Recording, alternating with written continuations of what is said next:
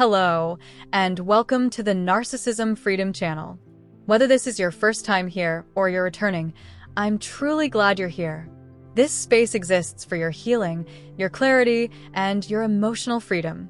Today we're talking about something that happens quietly in unhealthy relationships: the erosion of your self-worth. Self-worth doesn't collapse overnight. It fades.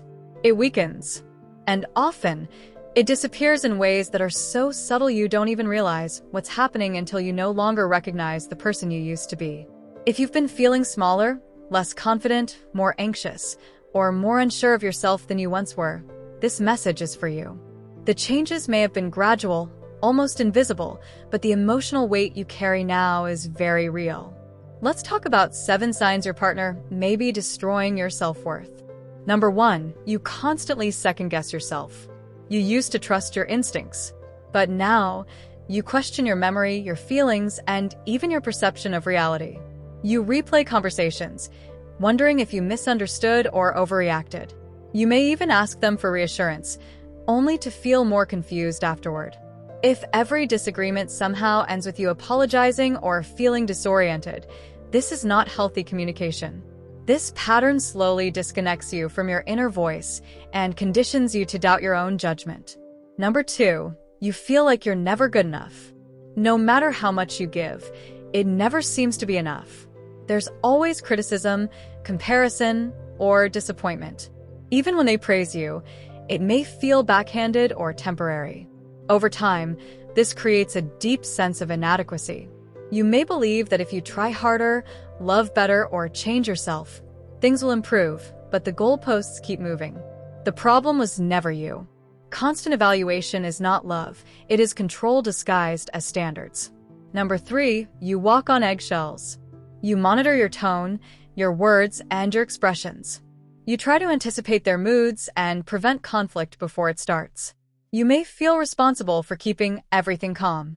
When your nervous system is always on alert, your sense of safety erodes. Living in emotional tension teaches your body that love equals stress and that peace must be earned through silence. Over time, anxiety replaces authenticity. Number 4, your accomplishments are minimized. Instead of celebrating your wins, they downplay or ignore them.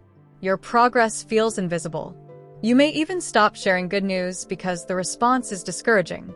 Over time, this disconnects you from your pride, competence, and confidence.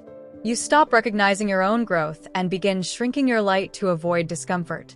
Number 5, your boundaries are dismissed or punished. When you say no, you're accused of being selfish or unreasonable. When you express hurt, it's turned back on you. Healthy partners respect boundaries because they value mutual respect. Manipulative partners resist them because boundaries reduce control. Over time, you may stop setting boundaries because it feels easier to avoid conflict than to stand your ground. But every ignored boundary weakens your sense of self. Number 6, you've started isolating yourself. You see friends less. You talk to family less. You share less about what's really happening. Sometimes this is intentional.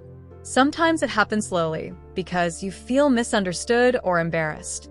Isolation deepens self-doubt because it removes outside perspective and emotional support. When you lose connection, you lose mirrors that remind you who you truly are. Number 7, your inner voice has become harsh. You criticize yourself more. You replay mistakes. You assume things are your fault. You feel smaller. You don't recognize the confident person you used to be. When external criticism becomes internal, your identity is affected. And that is one of the deepest wounds emotional abuse leaves behind. If any of these signs resonate, pause here. This is not about blaming yourself. Emotional erosion happens gradually. It happens when you're hopeful, empathetic, and invested in making things work. None of that makes you weak. It makes you human. Wanting love does not make you foolish. Awareness is the first step to healing. When you name what's been happening, you take your power back. You stop internalizing the patterns and begin rebuilding yourself. You begin separating their behavior from your identity. You deserve a relationship where your voice is valued, your boundaries are respected, and your confidence grows stronger. You deserve emotional safety. Your self-worth is not negotiable. It is not something someone else gets to define. It is yours, even if you've temporarily forgotten that truth. Healing begins when you stop asking, "What's wrong with me?" and start asking, "What happened to me?" That shift alone can change everything. It opens the door to compassion instead of criticism. You are not too sensitive. You are not overreacting. You are responding to real emotional patterns. Rebuilding self-worth takes time, compassion, boundaries, and support. It may feel unfamiliar at first to prioritize yourself, but it is possible. You can reconnect with your intuition, rebuild your confidence, reclaim your voice, and restore your sense of self. If this message spoke to you, take a moment to affirm, "My self-worth matters. My voice matters. My boundaries matter. My healing matters." And from this moment forward, you can begin rebuilding yourself, one boundary, one truth, and one empowered decision at a time.